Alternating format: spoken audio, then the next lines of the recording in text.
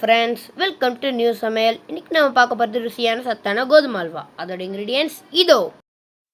கோதுமையை 3 மணி நேரம் ஊற வச்சு எடுத்துக்கோங்க. 1 கப் கோதுமைக்கு 2 கப் சர்க்கரை எடுத்துக்கோங்க. நெய் 100 ml எடுத்துக்கோங்க. கேஷ்யூ நட்ஸை உடச்சி எடுத்துக்கோங்க. ஏலக்காவை இடித்து எடுத்துக்கோங்க.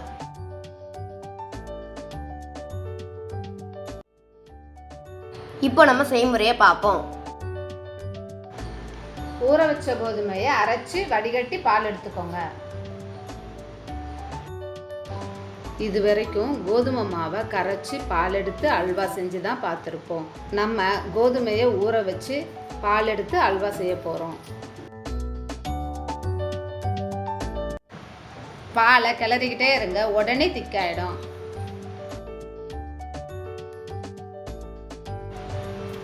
இப்போ நல்லா திக்காயிடுச்சு. இப்போ சர்க்கரையை நம்ம சேர்த்துக்கலாம்.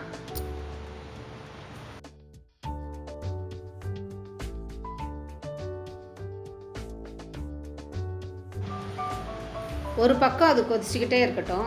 இன்னொரு பக்கம் நம்ம கேரமல் ரெடி பண்ணிடலாம். கேரமல் ரெடி பண்ணுறதுக்கு 1/2 கப் சர்க்கரை எடுத்து கொஞ்சம் தண்ணி ஊற்றி கொதிக்க விடணும். லைட் ப்ரௌன் கலர் வர்ற வரைக்கும் சர்க்கரை பாக கொதிக்க விடணும். Caramel ready. அல்வாவில் எடுத்து ஊற்றிடலாம். நம்ம ஊற்றின கேரமல்ல நல்லா மிக்ஸ் பண்ணுங்கள்.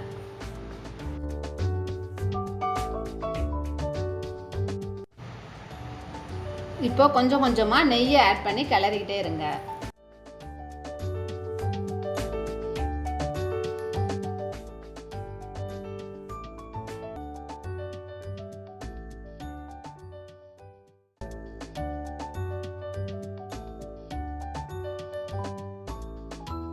அது ஒரு பக்கம் ரெடி ஆகட்டும். இன்னொரு பக்கம் நம்ம நெய்யை ஊற்றி எடுத்து வச்ச முந்திரி பருப்பை வறுத்து அதில் சேர்த்துக்கலாம்.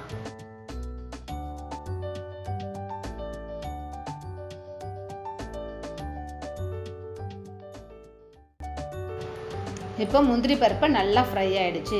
ஃப்ரையான முந்திரி பருப்பை எடுத்து அல்வாவில் கொட்டி கிளறிக்கலாம்.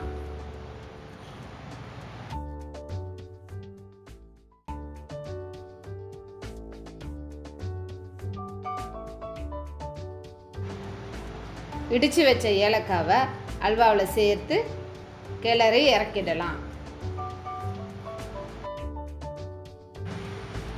15 நிமிடத்தில் சுவையான சத்தான அல்வா ரெடி. உணவை மருந்து, உணவை வேஸ்ட் பண்ணாதீங்க. நன்றி, வணக்கம்.